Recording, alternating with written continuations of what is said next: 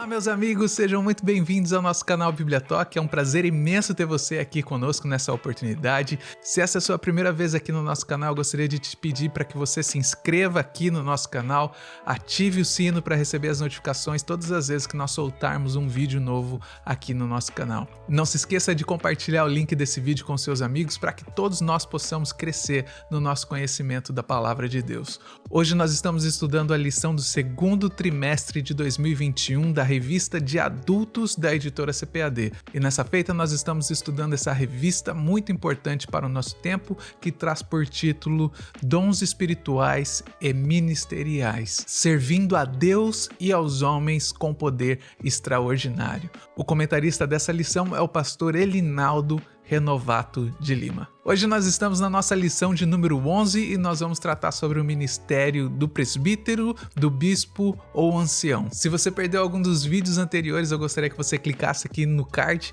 Lá você vai encontrar todos os vídeos dessa série que nós estamos estudando. E para ministrar essa aula de hoje, eu gostaria que você recebesse nosso querido amigo o pastor Elias.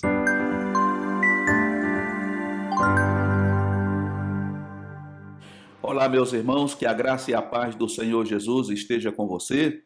Mais uma vez aqui estamos de volta, graças a Deus que Deus tem nos permitido estar com você mais uma vez para juntos darmos continuidade ao estudo desse tema maravilhoso, que é o tema que fala sobre os dons espirituais e ministeriais.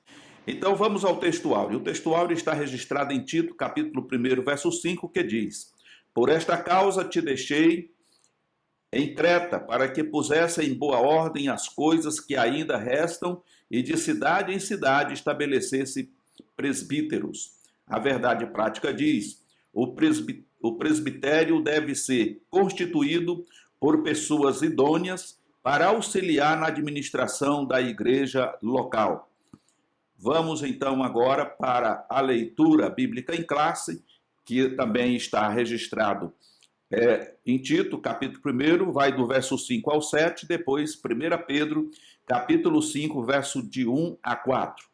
O primeiro versículo aqui, o versículo 5 de Tito, capítulo 1, diz: Por esta causa te deixei em Creta, para que pusesse em boa ordem as coisas que ainda restam, e de cidade em cidade estabelecesse presbíteros, como já te mandei. Aquele que foi irrepreensível, marido de uma mulher, que tenha filhos fiéis, que não possam ser acusados de dissolução, nem são desobedientes. Porque convém que o bispo seja irrepreensível, como dispenseiro da casa de Deus, não soberbo, nem iracundo, nem dado ao vinho, nem espancador, nem cobiçoso de torpe ganância. Aos presbíteros que estão entre vós, admoesto eu, que sou também presbítero com eles, e testemunha das aflições de Cristo e participante da glória que se há de revelar, apresentai o rebanho, ou melhor, apacentai o rebanho de Deus que está entre vós, tendo cuidado dele, não por força, mas voluntariamente, nem por torpe ganância, mas de ânimo pronto, nem como tendo domínio sobre a herança de Deus, mas servindo de exemplo ao rebanho. E quando aparecer o sumo pastor, alcançareis a incorruptível coroa de glória.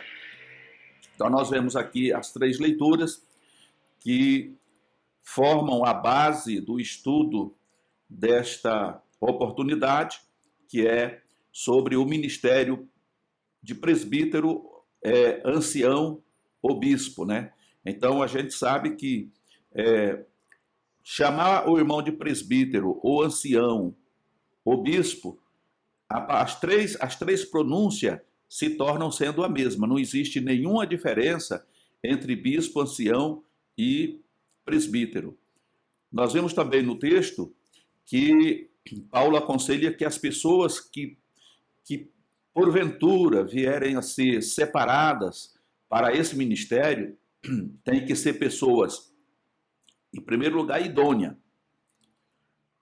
Por que pronunciava a palavra ancião? No passado, os anciãos geralmente eram pessoas já idosas, pessoas já de uma determinada idade para frente, né?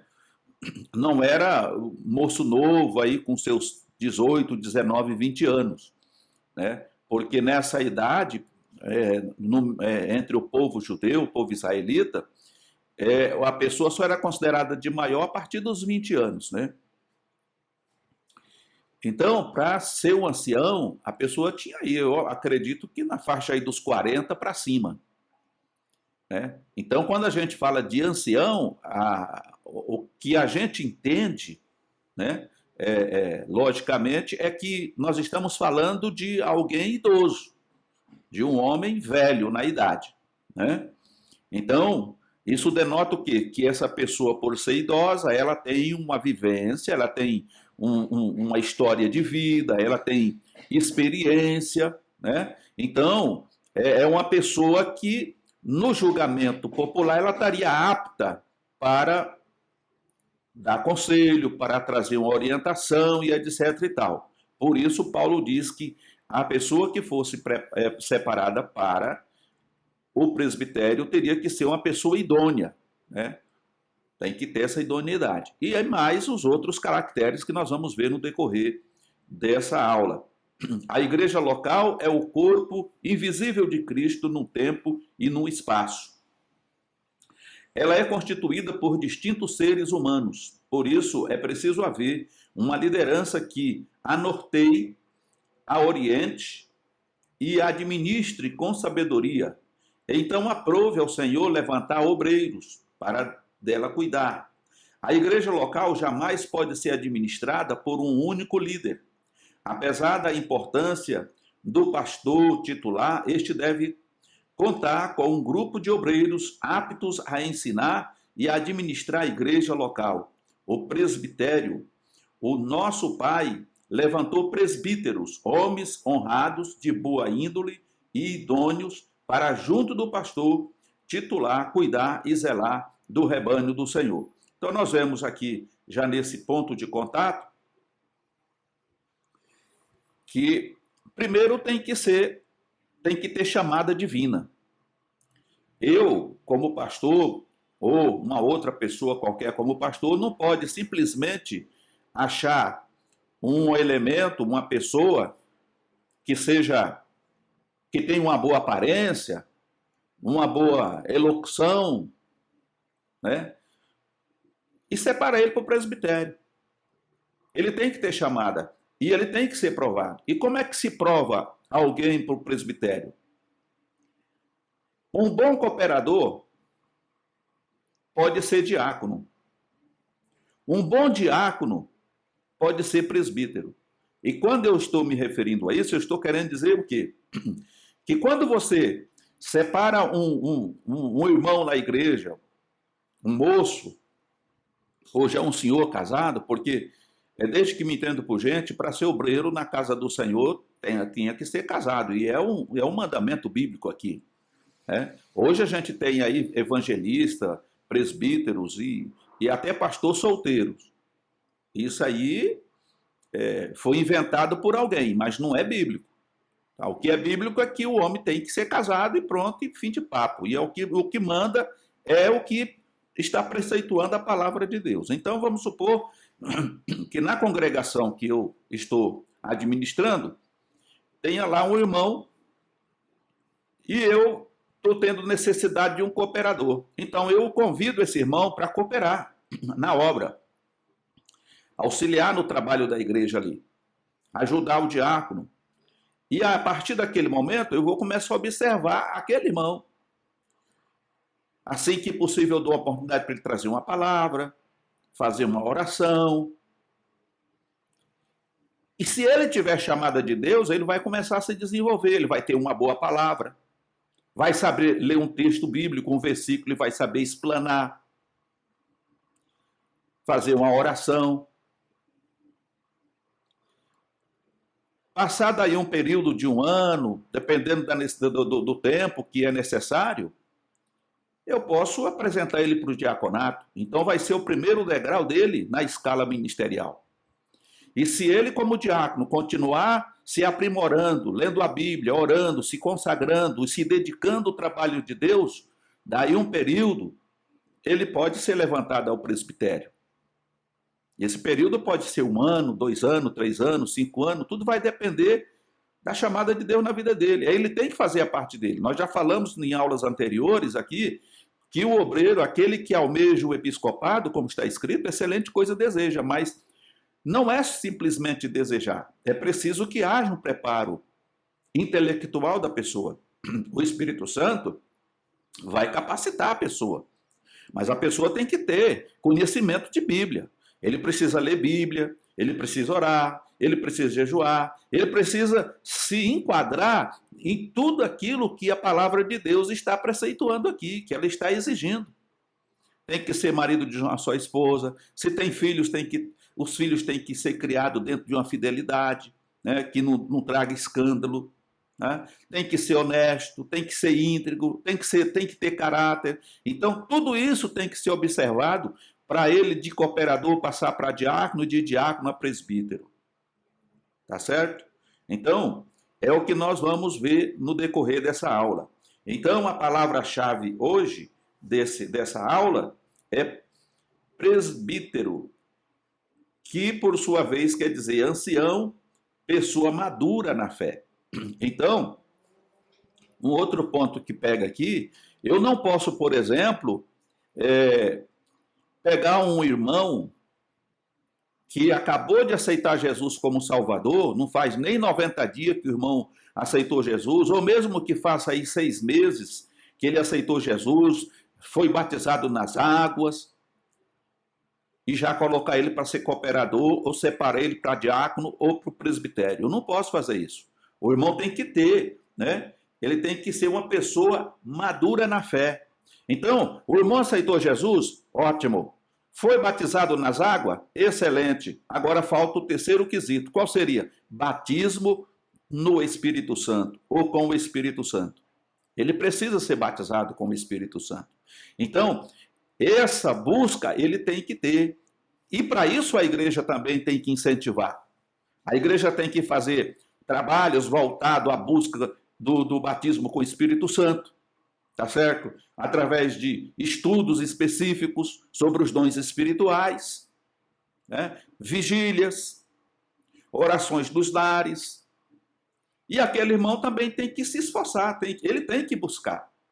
A partir do momento que o irmão aceitou Jesus, foi batizado nas águas, é batizado no Espírito Santo, está aí entre 6, 7 meses e 1 ano servindo ao Senhor, sendo fiel em tudo. Então esse irmão tem condições de se tornar um cooperador na casa do Senhor, abarcando todos os outros requisitos que a Bíblia nos mostra aqui. O testemunho pessoal dele, testemunho entre a família, nos vizinhos, dentro da igreja. Não pode ser falador. Nós falamos numa lição anterior sobre a questão da língua dividida, que nem língua de cobra, quer dizer, você não pode falar uma coisa que ele sai soltando veneno para tudo que é lado. Então, tem essas questões aí. Não é simples separar um obreiro para a obra de Deus, porque depende primeiro do chamado. É por isso que tem que ser testado. E a fase de teste é entre cooperador e diácono. Porque depois que você separa uma pessoa direto para o diaconato, e ela depois não corresponda com aquilo que é necessário, então você fez algo que não deveria fazer. O cooperador não precisa oração, separação, mas o diácono sim. E aí, em vez de você ter um diácono, você vai ter um diacho dentro da igreja, te dando dor de cabeça, vai se tornar uma pedra no teu sapato, vai te trazer problema. Então, a fase para a separação de diácono, presbítero, ela começa na cooperação. É por isso que eu digo, um bom cooperador, ele pode ser um diácono, desde que se veja todos os requisitos que envolvem a separação de um diácono, presbítero e etc. Tá certo? Para você não ter problema. Eu me recordo de uma época, na década de 90, por exemplo, eu congregava num determinado ministério e o pastor titular, eu era o auxiliar, o segundo dirigente daquele trabalho, na época era presbítero, E o que aconteceu é que numa demanda lá precisava separar uns obreiros e tinha um rapaz casado, sim, boa gente, uma boa pessoa. Veio para Jesus, aceitou Jesus como Salvador, batizou, não era batizado com o Espírito Santo, mas o pastor achou por bem colocar ele como cooperador, dizendo que não tinha problema. Eu falei, irmão, eu acho que a gente abre precedente. A palavra de Deus diz que tem que ser batizado com o Espírito Santo. Foi o conselho do Senhor Jesus aos discípulos. Não se ausente de Jerusalém até que do alto sejais revestidos de poder. Mas o pastor é o chefe, então ele resolveu separar aquele irmão para cooperador. E aquele irmão era uma benção, foi realmente uma benção. Não tenho nada que falar do trabalho dele. Ele se destacava ali como cooperador. Passado aí uns 4, 5 meses, ele resolveu apresentar ele para o diaconato. Eu novamente questionei. Eu falei, pastor, ele é um bom cooperador, mas não é batizado com o Espírito Santo. Não convém fazer isso. Nós, se o senhor fizer isso, eu estou indo contra o que a palavra de Deus nos orienta. Não, mas nós estamos precisando de um diácono e ele e tal, eu conheço a família dele, conheço... Tá. Apresentou o rapaz para o diaconato. Alguns irmãos não concordou, mas como ele era o pastor da igreja, ele levou. Ele não disse na hora que ia levar, ele ficou quieto. Mas no dia da reunião geral na sede, ele levou o nome do rapaz no bolso, lá no pedaço de papel, e entregou para o pastor. E aí, quando foi chamar os irmãos para separar para diácono e alguns para presbítero, chamaram ele também. E sabe qual foi o resultado? 15 dias depois, nessa época eu trabalhava numa empresa, eu acabei de chegar do trabalho, entrei no banheiro para tomar banho, um garoto lá da igreja, filho de uma família que morava lá, vizinho da igreja, chegou batendo palma lá no portão. A minha esposa saiu e ele veio com um recado dizendo, olha, o pastor pediu para o senhor ir lá agora que ele está fazendo a reunião e precisa da sua presença lá. Eu falei, tá, estou terminando de tomar banho aqui e já vou lá. E aí me troquei e fui. Cheguei lá, estavam todos os obreiros da igreja reunidos, e ele falando, e eu fiquei ali sentado ali uns 5, 6 minutos, e não estava pegando a ponta da meada, não estava entendendo, e aí eu resolvi perguntar para ele. Falei, pastor, eu cheguei aqui, estou vendo que o senhor está fazendo um comentário, mas o senhor não está dando nome aos bois. Dá nome aos bois, do que estamos tratando, do que se trata. Aí ele falou, não, é que o irmão fulano lá, a gente separou para diácono e fomos surpreendidos. Ele usou essa expressão, fomos surpreendidos, que ele voltou à velha vida dele e agora há pouco chegou a notícia aqui que ele foi preso, trocou tiro com a polícia lá, a polícia matou lá uns 2, estavam roubando e ele está preso. E eu convoquei os irmãos aqui para a gente orar para tirar o diaconato dele. Aí veja só o problema. Eu falei, tirar o diaconato de que jeito, irmão? Eu falei, esse camarada, irmão, ainda bem que Deus poupou a vida dele, porque se ele não tivesse poupado, ele ia ser diácono agora lá no inferno. Porque a partir do momento que o presbitério impôs as mãos sobre ele e consagrou ele para o diaconato, ele é diaconato no céu, na terra e no inferno. Tudo vai depender da maneira como ele se portou. Então, se ele entrou pelo caminho errado e praticou esse tipo de coisa, o que nós podemos fazer é discipliná-lo, né, da comunhão, tirar dele toda a função, mesmo que ele, no dia que ele for solto, ele retorne para o templo, ele vai ficar sentado no banco, até ele dar prova de que realmente ele abandonou essa vida pregressa. Mas tirar diaconato, irmão, pelo amor de Deus, o senhor é um pastor, ancião, eu acho que eu na minha idade, não precisava estar falando isso para o senhor. Não, nós vamos orar aqui agora e vamos resolver o problema agora. E aí levantou. Aí uns 3 irmãos levantou, o restante ficou tudo sentado. E aquilo ali causou uma celeuma tremenda, né? E o resultado é que foi parar na sede, lá no pastor presidente, e aí o resto foi o tratamento administrativo que veio sobre esse pastor evangelista, na verdade, né? Então, É isso que eu quero dizer para os irmãos. Um presbítero, ele tem que ter conhecimento bíblico, uma pessoa preparada, né? Uma pessoa preparada teologicamente, intelectualmente, tem que ter pelo menos um segundo grau completo, um supletivo de segundo grau. Hoje é obrigatório ter curso teológico, no mínimo, um básico em teologia. Eu acho que o básico em teologia ainda serve para o presbítero. Eu acho, não tenho certeza. Mas para cooperador e diácono tem que ter, no mínimo, um curso básico em teologia. Tá? A maioria das igrejas pentecostais hoje exige dos obreiros um curso de preparação de obreiro, e esse curso de preparação de obreiro envolve, dependendo da função, envolve aí um curso básico em teologia. Pois bem, o presbitério também não é diferente. Se o irmão fez um curso básico em teologia, quando o cooperador foi separado ao diaconato, Deus usa nas mãos, tem chamada ministerial, então o que ele vai precisar é complementar esse curso básico para, no mínimo, um curso médio.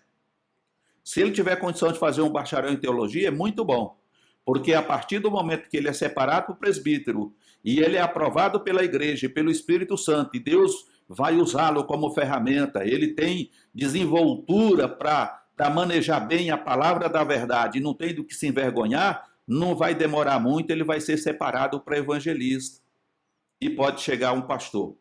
Então ele precisa ter esse curso completo. Isso é uma exigência, não é uma exigência só da igreja, é uma exigência do Ministério da Educação.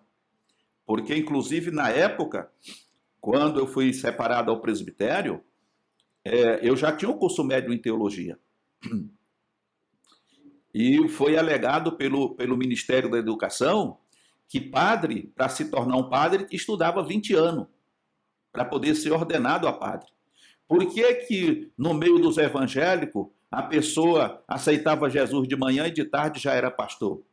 Sem ter muitas vezes uma base bíblica, um conhecimento. Então o Ministério da Educação, ele exigiu isso. E na época, o pastor José Wellington Bezerra da Costa, que ainda continua sendo o meu pastor presidente, ele resolveu então atender essa demanda do Ministério da Educação e foi então colocado extensão teológica em todos os setores de São Paulo.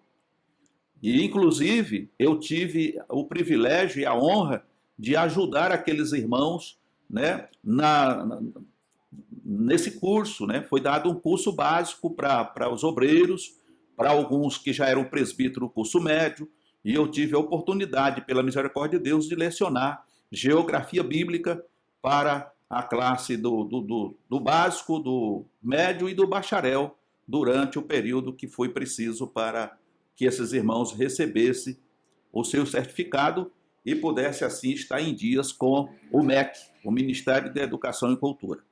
Então, é uma exigência. Infelizmente, hoje nós vemos aí muita gente se auto-intitulando pastor, sendo separado a pastor, presbítero, bispo, ancião e etc. e tal. Mas a questão é que as coisas têm que ser feitas de acordo com a orientação da palavra de Deus. Aqui nós vamos ver o primeiro ponto sobre a escolha dos presbíteros. Significado da função. Primeiro, o significado da função. Qual é o significado da função? De acordo com a Bíblia, de estudo palavra-chave, o termo presbítero, do grego presbiteros, é uma forma comparativa da palavra grega presbis, pessoa mais velha, que é o que falei antes, né? Geralmente, quando se fala ancião, você já pensa em alguém idoso, tá? Então, aqui diz que era uma pessoa mais velha.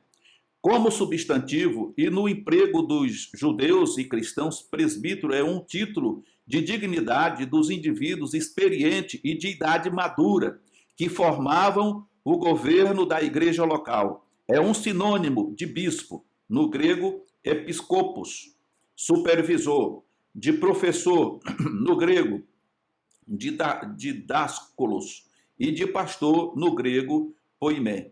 Então, nós vemos aqui que em todos esses pontos que falamos aqui, a ideia de um presbítero é de alguém madura, de alguém que tem já idade suficiente para saber distinguir a mão direita da esquerda. Uma pessoa dotada de conhecimento, uma pessoa dotada de experiências, de vida vivida, né? E etc e tal. O segundo ponto, a liderança e o local. O apóstolo Paulo cuidou de organizar a administração das igrejas locais por onde as plantava, separando um grupo de obreiros para tal trabalho. Quando escreve ao seu discípulo, o jovem Tito, Paulo instrui a estabelecer presbíteros em diversos lugares da cidade em cidade. Está claro, assim, o aspecto pastoral da função exercida pelos presbíteros nas comunidades cristãs antigas. Então, nós vemos aqui que Paulo não mandou separar pastor, ele mandou separar presbítero, porque o presbítero tem a função de pastor também. Nós temos igrejas espalhadas no Brasil que são dirigidas por diácono, presbítero, evangelista e pastor. Então, tudo vai depender da necessidade e do crescimento da obra. Então, às vezes, você não tem pastor, evangelista suficiente. Então, você tem presbítero, você envia o presbítero para dirigir a igreja. E lá, o presbítero se destacando como um bom administrador, como um bom dirigente, ele pode ser levado a evangelista ou a pastor. Então, é assim que funciona. Agora, o terceiro ponto fala das qualificações. No Novo Testamento, as referências aos presbíteros encontram-se no plural. Presbíteros, bispos ou anciãos, né? Como a liderança local era formada por um grupo de irmãos experientes na fé para cuidarem da igreja, a função dos presbíteros era pastoral. Portanto, o presbítero é um pastor, um apacentador de ovelhas. A palavra de Deus expressa qualificações bem objetivas para o exercício fiel dessa função. Tais qualificações estão descritas em Tito 1, versos 6 a 9, para presbítero, assim como em 1 Timóteo 3, verso de 1 a 7, para bispo, denotando o aspecto sinônimo dos dois termos. Uma leitura atenta das duas listas indica a importância da função e como as igrejas não podem descuidar-se quando da ordenação de pessoas para servi-la. O bom conselho do apóstolo Paulo ainda é a maneira mais segura para separar obreiros. Então não houve nenhuma mudança. O modelo bíblico é o que prevalece. Consagrar, e aqui foi usada uma palavra consagrar. Cooperador separa, diácono é separado, né? Mas presbítero, evangelista, pastor é consagrado, tá certo? O termo presbítero do grego, presbíteros, é um sinônimo de bispo. No grego, episcopos, de professor. Do grego, didásculos. E de pastor, do grego, poimé. Logo, a sua função é pastoral. Segundo ponto, significado do termo. Não despreze o dom que há em ti, o qual te foi dado por profecia com a imposição das mãos do presbitério. Foi dessa forma que o apóstolo Paulo lembrou Timóteo, aconselhando-o acerca do reconhecimento do ministério do jovem pastor pelo conselho de obreiros. O Novo Testamento classifica esse corpo de obreiro de presbítero, do grego presbiterion, substantivo de presbítero, um conselho formado por anciãos da igreja cristã. Então nós vemos aqui, irmãos, que na época de Paulo, as igrejas, elas eram dirigidas por presbítero, né? Ou ancião, ou bispo. Eles tinham a função pastoral, né? Inclusive, Paulo diz que também era presbítero com eles. Então, existiam os diáconos e os presbíteros. Os presbíteros dirigiam a igreja, cuidava de toda a parte espiritual, digamos assim, né? Da oração, da ministração da palavra, enquanto os diáconos cuidavam da organização do templo, do mobiliário e de todas as demais coisas que envolvem o serviço dos diáconos. O segundo ponto, no Concílio de Jerusalém, em relação às sérias questões éticas e eclesiásticas que podiam comprometer a expansão da igreja, os apóstolos e os anciões presbíteros foram chamados para debater e legislar sobre o assunto. Em seguida, os presbíteros foram enviados a Antioquia para orientar os irmãos sobre a resolução dos problemas que perturbavam os novos convertidos, e quando iam passando pela cidade, lhes entregavam para serem observados os decretos que haviam sido estabelecidos pelos apóstolos e anciãos em Jerusalém.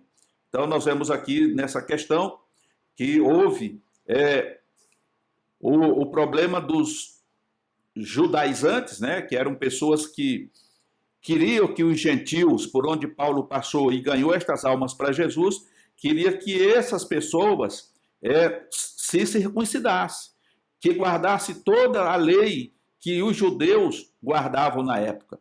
Então foi preciso haver um concílio lá em Jerusalém, os apóstolos, junto com os presbíteros, os anciãos no caso, e depois o que foi determinado foi entregue, foi levado a Antioquia e em todas as igrejas, conforme eles iam passando, né, eles iam apresentando os decretos do que tinha sido estabelecido pelos apóstolos e anciãos em Jerusalém.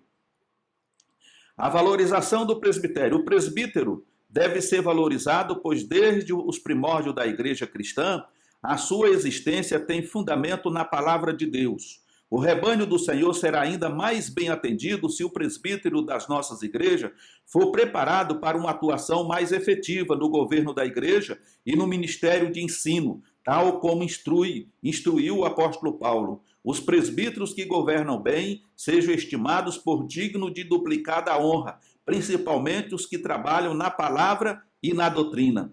Então, o ministério de presbítero, ou ancião, ou bispo, ele é conhecido entre todos os ministérios como o ministério do ensino.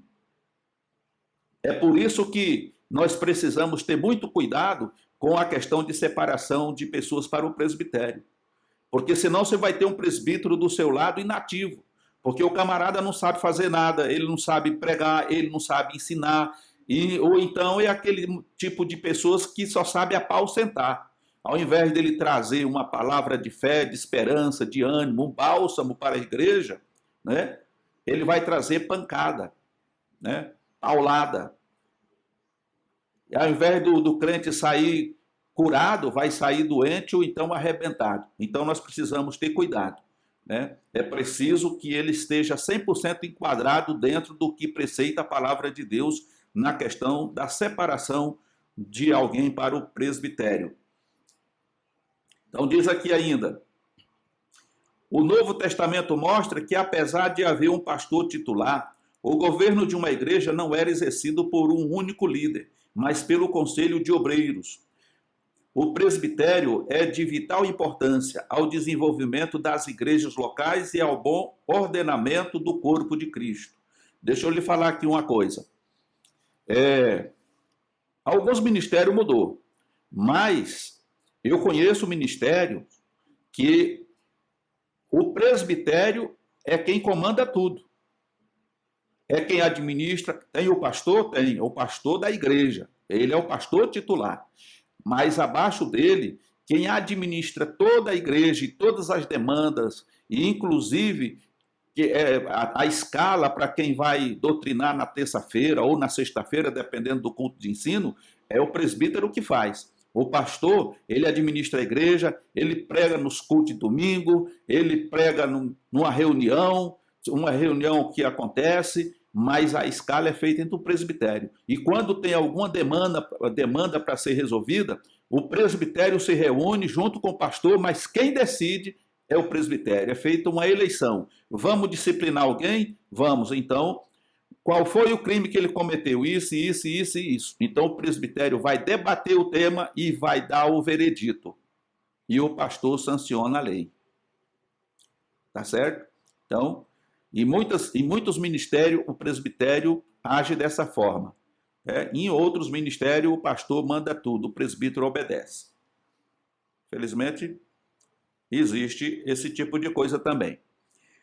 Terceiro ponto diz, apacentar a igreja.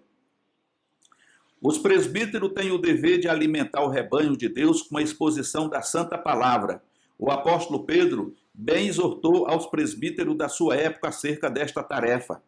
O apacentar as ovelhas do Senhor se dá com cuidado pastoral, não pela força ou violência, como se os obreiros tivessem domínio sobre o corpo de Cristo. Esse ato ocorre voluntariamente, sem interesse financeiro, servindo de exemplo ao rebanho em tudo.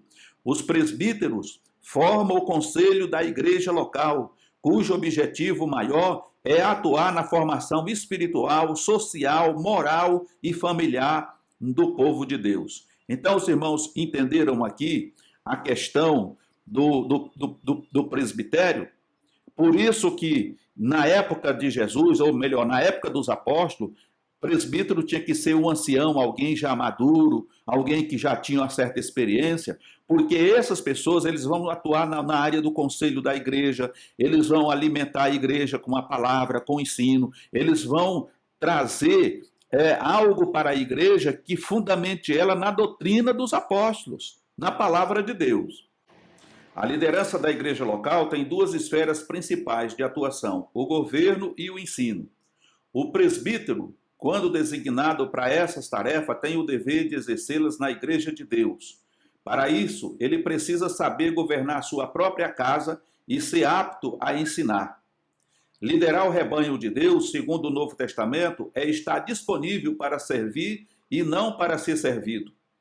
Com o objetivo de exercer competentemente esta função, o presbítero deve ser uma pessoa experiente, idônea e pronta a ser exemplo na igreja local, ensinar e governar com equidade e seriedade. É o maior compromisso de todo homem de Deus chamado para tão nobre tarefa.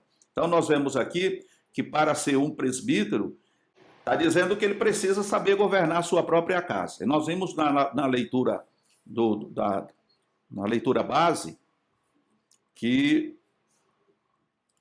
ele tem que trazer os seus filhos em sujeição, que os filhos sejam fiéis, que ele seja marido de uma só mulher, que ele seja exemplo em casa, que ele seja um exemplo na igreja, que ele seja um exemplo na cidade, enfim, para que ele possa ter condição de subir no púlpito da igreja e ensinar o povo de Deus, né? Como é que um presbítero pode subir no púlpito para ensinar a palavra de Deus se ele não vive aquilo que ele está pregando? Não tem lógica. As pessoas vão murmurar. Fala, ele está ensinando coisa para nós que ele não faz, a família não faz, né? Ele anda por aí aprontando 1001, aí depois vem aqui na igreja querer ensinar a gente. Como é que pode? Então, quando o Senhor diz que nós temos que ser o exemplo dos fiéis em tudo, está falando que é para ser o exemplo dos fiéis em tudo, né? Em toda conduta, caráter, tá certo? Em casa, na rua, no comércio, na escola, na empresa, na igreja. As pessoas têm que dar testemunho e que tem que dar um bom testemunho, tá certo? O outro ponto aqui é sobre ungir os enfermos. Está alguém entre vós doente?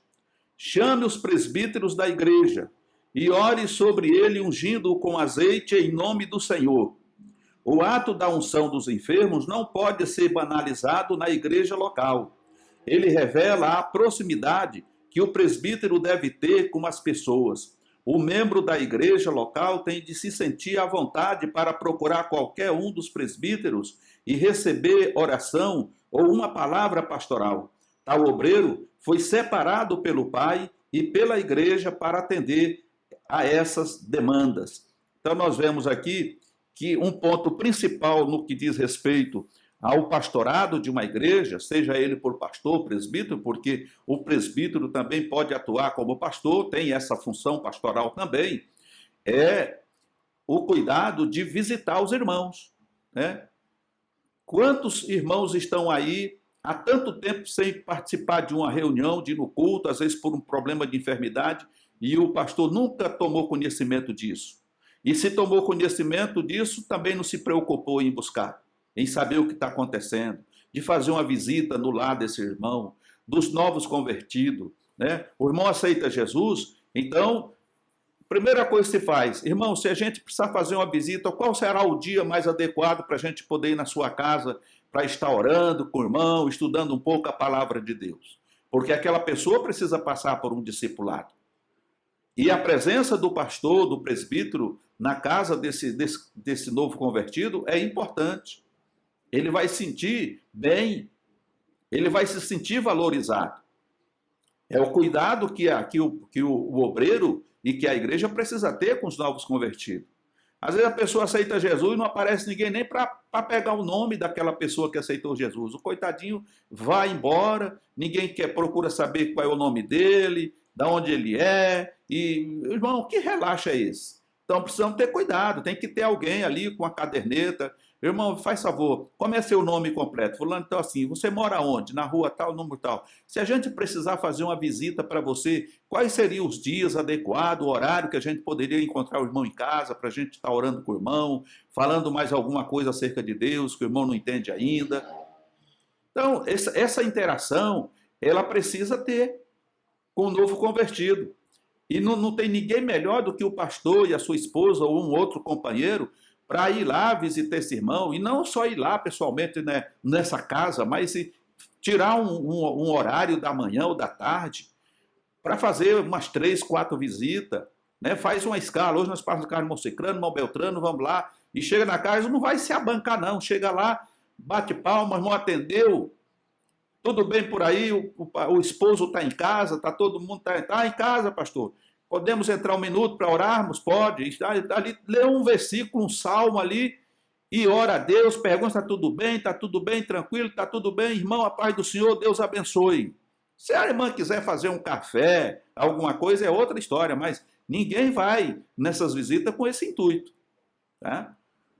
Isso une mais a igreja fica mais à vontade.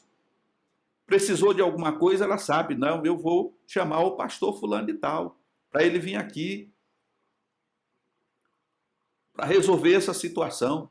E nessas visitas você acaba descobrindo o que está acontecendo. Às vezes o irmão está passando por necessidade, né? Às vezes está desempregado, está faltando alimento, e às vezes o irmão com cerimônia, com vergonha, não procura.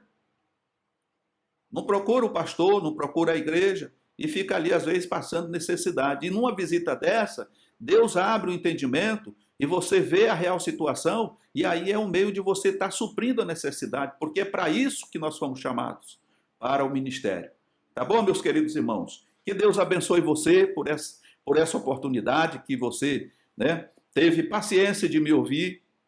Que Deus te abençoe, você que ministra a escola dominical, que Deus possa te usar poderosamente, que você possa ministrar uma boa aula, e para os irmãos que estão participando das aulas conosco, por conta dessa pandemia, que Deus te abençoe e até uma próxima oportunidade, se assim Deus nos permitir. Muito obrigado, pastor Elias, por mais uma aula maravilhosa. Eu tenho certeza que essa aula tocou profundamente no seu coração. Essas aulas desse segundo trimestre da editora CPAD têm tocado poderosamente todas as nossas vidas. Eu tenho certeza que tem feito a diferença aí na sua casa, no seu lar também. Se tem feito a diferença, eu gostaria que você clicasse agora no like desse vídeo, deixasse um comentário pra gente dizendo o que você tem achado desses vídeos, dessa série que nós estamos fazendo aqui no nosso canal. Então, para continuar nessa sua jornada, eu gostaria de te indicar algum dos vídeos que está aparecendo aqui na playlist, que está aparecendo aqui, para que você possa continuar nessa sua jornada de conhecer a Deus a cada dia. Eu vejo você no próximo vídeo.